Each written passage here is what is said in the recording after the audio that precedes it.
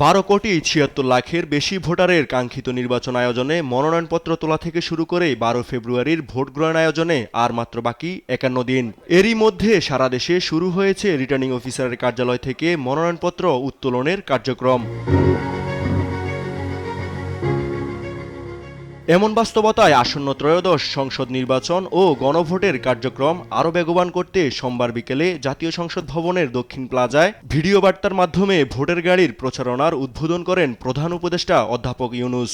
একটি অবাধ, সুষ্ঠু ও অংশগ্রহণমূলক নির্বাচন নিশ্চিত করা শুধু সরকারের দায়িত্ব নয়, এটি রাষ্ট্রের প্রতিটি নাগরিকের দায়িত্ব। এই সুপার ক্যারাভান কেবল একটি গাড়ি নয়, এটি গণতন্ত্রের আনন্দবাণী বহনকারী ভোট। এ সময় ভবিষ্যৎ প্রজন্মের সুরক্ষা ও দেশ গড়তে জুলাই সনদ বাস্তবায়নে গণভোটে হ্যাঁ ভোট দেওয়ার আহ্বান জানান তিনি। এবারের নির্বাচনে আপনি আরো একটা ভোট দেবেন, জুলাই সনদের ভোট।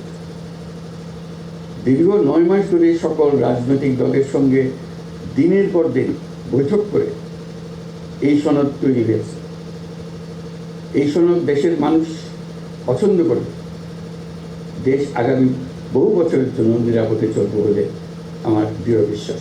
অনুষ্ঠানে তথ্য ও সংস্কৃতি উপদেষ্টা বলেন, নির্বাচন বানচাল করতেই ওসমান হাদিকে খুন করা হয়েছে। মানুষ যে কোনো ভয়কে জয় করেই নির্বাচনে অংশ নেবে বলেও জানান তারা।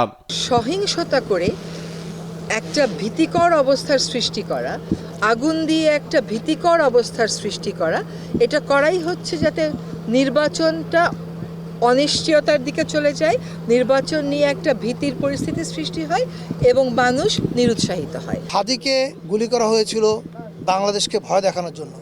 বাংলাদেশ তার জবাব কিভাবে দিয়েছে সেটা হাদির জানাজায় দেখেছে। এ সময় নির্বাচনে কেউ আচরণবিধি লঙ্ঘন করলে তাদের বিরুদ্ধে ব্যবস্থা নেওয়ার কথাও মনে করিয়ে দেন ইসি সচিব আক্তার আহমেদ।